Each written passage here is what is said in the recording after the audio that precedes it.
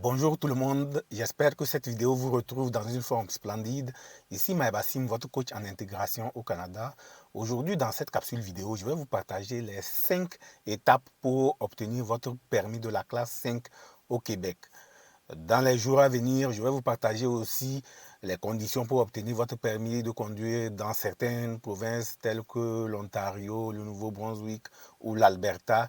Donc, restez connectés à cette chaîne et vous allez avoir le maximum de contenu sur ce sujet. Dans une série de capsules vidéo précédentes, je vous ai partagé l'importance d'avoir une voiture au Canada. Donc, avoir une voiture au Canada, ce n'est pas un luxe, mais c'est une vraie nécessité.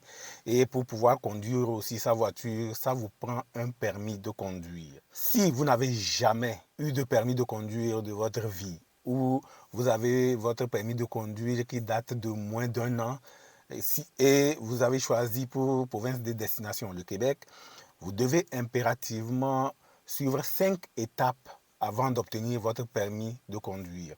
Mais pour ceux qui ont une expérience avérée en matière de conduite et qui ont déjà un permis, restez scotchés. Je vais vous dire à la fin de la vidéo quelles sont les conditions pour vous pour convertir votre permis en permis québécois. Et ceux qui désirent conserver toujours leur permis et ne pas se taper les formalités pour avoir un permis québécois, restez aussi connectés à la fin. Je vous dirai les conditions pour conserver votre permis. Si vous n'êtes pas encore abonné à cette chaîne, n'hésitez pas à vous abonner, à activer la cloche de notification afin d'être informé dès qu'on va mettre en ligne les prochaines capsules vidéo.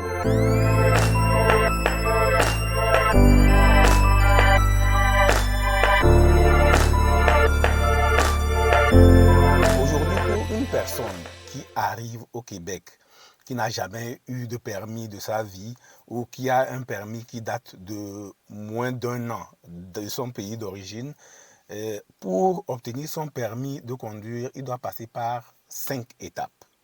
La première étape, c'est de suivre les cours de conduite. La deuxième étape, c'est d'avoir son permis de conduire apprenti. La troisième étape, c'est de passer l'examen théorique. La quatrième étape, c'est de passer l'examen pratique. Et enfin, la cinquième étape, c'est l'obtention de son permis de conduire. Donc, on va passer en revue chacune des étapes afin de savoir ce qu'il faut pour franchir chaque étape. Donc la première étape, c'est la phase de l'école de conduite. Donc allez vous inscrire pour conduire. Okay. Il y a un répertoire d'auto-école au niveau du Québec qui sont reconnus par la SAC, la Société d'assurance et automobile du Québec. Donc vous allez voir le répertoire et en fonction de la région dans laquelle vous résidez, vous allez identifier l'auto-école qui vous convient. Vous allez appeler pour prendre rendez-vous et déterminer les conditions. On va vous dire tout ce qu'il faut pour pouvoir vous inscrire. Donc ça, c'est la première étape. Une fois que vous vous êtes inscrit, c'est fini, les cours commencent. Ce cours comprend 3 parties essentiellement. Il y a la partie théorique qui dure 15 heures, la partie pratique avec un moniteur qui dure 12 heures et une partie d'auto-formation constituée de 12 modules et subdivisée en 4 phases. Donc, une fois que vous avez eu l'autorisation de commencer le cours de conduite, c'est parti, vous commencez, c'est la première étape, donc s'inscrire pour le cours de conduite. La deuxième étape, c'est obtenir votre permis d'apprenti conducteur. Après avoir terminé les 4 premiers modules de la première phase de votre cours de conduite, vous allez passer un test à l'interne au niveau de l'auto-école et lorsque vous allez être admis à ce test-là, vous allez pouvoir entamer les démarches pour pouvoir obtenir votre permis de conduire apprenti. Donc, il va falloir que vous vous présentez à un service de la SAAQ. Donc, au niveau de ce service, vous allez ouvrir un dossier. Donc, vous allez présenter 2 pièces d'identité, généralement votre carte de résident permanent et votre carte d'assurance maladie. Et une fois que vous présentez l'attestation d'admission pour l'examen de permis apprenti, la SAQ va vous délivrer un permis d'apprenti. Ce permis d'apprenti a des restrictions. Vous ne devez pas boire d'alcool. Donc, on ne peut pas vous prendre avec une seule goutte d'alcool dans votre sang parce que là, on va vous le retirer directement. Et la deuxième chose, c'est que vous ne pouvez pas conduire entre minuit et 5 heures. Donc, en tant que conducteur apprenti, vous ne pouvez pas conduire entre minuit et 5 heures et vous ne pouvez pas conduire tout seul. Vous devez toujours être accompagné d'un moniteur, soit d'une personne qui a une expérience de plus de 2 ans en matière de conduite. Donc la troisième étape, c'est l'étape de l'examen théorique.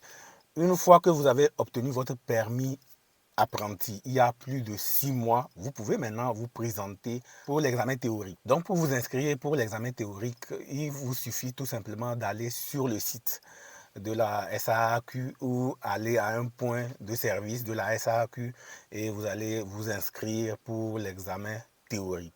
Donc pour réussir à votre examen théorique, vous devez réussir aux 3 parties que constitue l'examen. Il y a 16 questions sur la réglementation, 16 questions sur la signalisation, c'est-à-dire tout ce qui est panneau de signalisation, et on va vous mettre des situations à analyser, et 32 questions sur les comportements de différents usagers sur la route. Donc, c'est à l'ordinateur que vous allez faire ça. Donc, il y a des conditions particulières pour ceux qui ne sont pas francophones ou ne parlent ni l'anglais. Il y a possibilité de le faire dans d'autres langues, en arabe, en espagnol et en chinois. Donc, à condition que vous soyez là au Québec, il y a moins de 6 mois. Donc, il y a des conditions pour que vous le fassiez dans d'autres langues. Pourquoi cette restriction? Parce que après ce temps, on suppose que vous avez commencé à vous intégrer, vous avez suivi des cours de francisation. Donc, c'est pour cela qu'après un certain nombre de mois, vous ne pouvez que passer l'examen théorique, soit en anglais ou en français. Afin de vous préparer à cet examen, vous devez avoir 3 manuels. Le premier, c'est le guide de la route. Le deuxième, c'est conduire un véhicule de promenade. Et le troisième, c'est le carnet d'accès à la route. Tous ces 3 documents sont disponibles en anglais et en français. Donc, pour être admissible, il faut avoir au maximum 70%. Et si jamais vous échouez, vous avez jusqu'à 28 jours avant de vous représenter pour votre examen théorique encore. Et vous allez repayer les frais. La quatrième étape, c'est de réussir l'examen pratique. Pour vous présenter à cet examen, vous devez avoir déjà réussi votre examen théorique. Deuxièmement, vous devez avoir obtenu votre permis d'apprenti il y a plus de 12 mois. Et ensuite, vous devez avoir suivi des cours de conduite avec succès dans une auto-école reconnue par l'Association des auto-écoles du Québec. Donc, après cette étape-là, si vous réunissez ces 3 conditions, vous pouvez maintenant vous présenter pour l'examen pratique. Il va falloir soit encore vous inscrire en ligne ou aller à un point de la SAAQ et vous inscrire, présenter tous vos documents. Donc, vous devez présenter votre attestation de réussite au cours de conduite. Vous devez présenter une pièce, une carte d'identification délivrée par la SAAQ et vous devez présenter une des pièces d'identité qu'on vous a demandé lors de l'obtention de votre permis de conduire, permis d'apprenti. Donc, tout comme pour l'examen théorique, il vous faut payer encore des frais. Donc, vous allez vous inscrire, vous allez payer des frais et vous allez choisir la date de votre examen pratique. Si jamais vous ne pouvez pas répondre à la date choisie ou il y a une contrainte, que ce soit le boulot ou il y a quelque chose qui ne va pas et que vous vous sentez dans l'incapacité de vous présenter pour votre permis de conduire, il est important d'annuler 48 heures avant. Si vous n'annulez pas 48 heures avant, vous perdez les frais que vous avez payés. Mais si vous annulez 48 heures avant, vous pouvez choisir une autre date et vous n'allez plus payer. Mais si vous attendez après 48 heures pour annuler, on va vous faire payer encore des frais à nouveau. Donc, c'est tellement important. Et pour l'examen de pratique, vous pouvez louer une voiture avec l'auto-école pour venir passer l'examen pratique. Ou généralement, qu'est-ce que nous on fait? On voit un ami qui a une voiture et on essaie de se pratiquer avant d'aller. Une chose est très importante, que ce soit au niveau de l'examen théorique ou l'examen pratique, c'est très important de se pratiquer et de savoir à quel moment choisir passer son examen, surtout pratique. Je me souviens que moi, c'était en début d'hiver, la première fois où j'ai voulu passer mon permis. Il y avait eu une petite tempête même, et du coup, et je n'ai pas eu l'idée qu'il fallait que j'annule. Ben, je ne voulais même pas annuler parce que je me suis dit que ce permis, il me le fallait. Du coup, je suis parti et malheureusement, il y avait eu beaucoup de neige, il y avait du verglas et j'ai glissé, j'ai patiné. Donc, le moniteur ne m'a pas fait de cadeau. D'abord même, il y a eu un panneau stop que j'ai grillé tout de suite parce que la neige était tellement blanche, ça s'est collé sur les panneaux, c'était pas visible et le moniteur dit ah voilà tu viens de griller un panneau stop. J'ai dit oh désolé et avec ça ça ne pardonne pas. Donc la première fois je l'ai loupé. Généralement la plupart des personnes qui le passent, il y a dans 90% des cas, même disons 95%, les gens le loupent au premier tour. Okay? Pour ce qui concerne la location de la voiture ou si vous prenez la voiture d'un ami, une fois que vous allez arriver, on va vous demander les pièces du véhicule. Donc assurez-vous d'avoir les pièces du véhicule, la carte grise, les numéros d'immatriculation et le moniteur ou l'examinateur va contrôler le véhicule, les clignotants, les feux stop, les freins, donc s'assurer que la carrosserie, il n'y a pas de bris, il n'y a rien. Il va faire un check-up de tout le véhicule pour s'assurer que tout est OK. Okay? Les phares s'allument, le klaxon marche et puis les essuie-glaces, tout marche très bien avant que vous ne commenciez l'examen. Donc avant de commencer l'examen, on va mettre le panneau examen que tu vas attacher au-dessus du véhicule. Après ça, l'examinateur prend le temps de t'expliquer comment ça va se dérouler. Et après l'explication, il te demande si tu as des questions. Si tu n'as pas de questions maintenant, ok, go, vous allez démarrer et c'est parti. Okay? Donc, une fois de retour, l'examinateur prend le temps de t'expliquer quels sont les défauts, quelles sont les erreurs, quels sont les points à améliorer. Ben, si tu as réussi, il te dit d'emblée que tu as réussi et il prend le temps de te donner des conseils et de t'expliquer. Si tu as échoué, il te le dira aussi et il te dit quels sont les points sur lesquels tu as failli. Toi-même, déjà en conduisant, tu sais ce qui t'a fait échouer. Donc, et après, tout comme pour l'examen théorique, si tu as échoué et que tu veux reprendre, il te faut attendre au moins 28 jours pour te réinscrire avant de repasser l'examen pratique. Donc, dans toute chose, que ce soit l'examen théorique ou l'examen pratique, je rappelle toujours, c'est vraiment le fait de pratiquer qui va vous donner beaucoup de chances d'obtenir votre résultat. Ça va vous donner beaucoup de chances de réussir. Donc, n'hésitez pas vraiment à vous pratiquer. Surtout pour l'examen théorique, le temps va vite passer. Donc, il y a le test de simulation en ligne. Vous allez vous pratiquer pour ça, vraiment pour vous familiariser aux questions et vous familiariser aux mises en situation. Donc, c'est très important pour vous de vous pratiquer pour cela. L'étape 5 maintenant, c'est votre permis probatoire. Donc, l'obtention du permis probatoire, une fois que vous avez réussi votre examen pratique, ça veut dire que vous avez franchi les 4 premières étapes et vous arrivez à la phase de l'obtention de votre permis probatoire.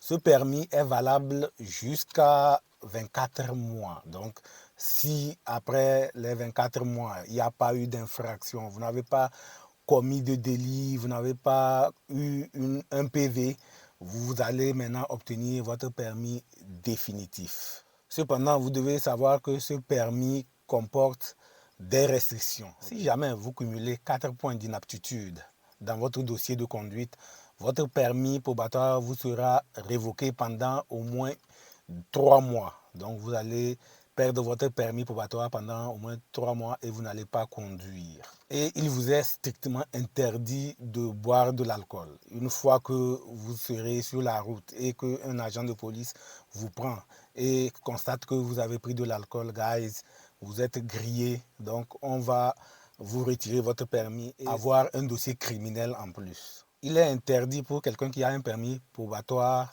d'être accompagné par une autre personne aussi qui a un permis d'apprentissage. Donc, ça vous prend vraiment quelqu'un qui est expérimenté, qui a déjà plus de 2 ans d'expérience en conduite pour vous aider, pour être avec vous dans l'auto. Donc, guys, si vous respectez toutes ces restrictions, si au cours des 2 années, tout s'est passé de façon impeccable, vous n'avez pas eu de problème, vous n'avez pas eu de soucis, vous obtenez votre permis définitif. Un point sur lequel je voulais insister, c'est l'alcool zéro au volant. Okay?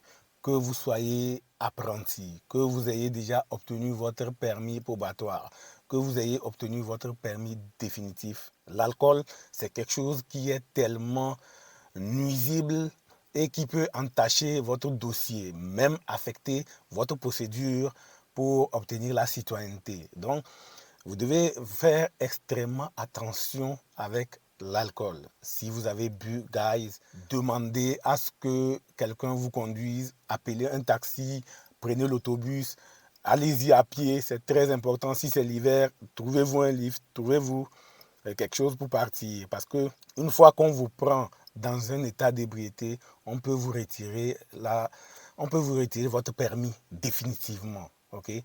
Et imaginez quelle serait la catastrophe pour quelqu'un qui est au Canada sans permis de conduire, et si vous vivez en région ou dans une zone reculée où il n'y a pas assez de transport public, ça serait vraiment très dommageable. Et en plus de ça, ça va entacher votre dossier d'immigration. Donc, pour obtenir votre citoyenneté, ça va être très compliqué. Il va falloir que vous passiez devant la cour pour être jugé.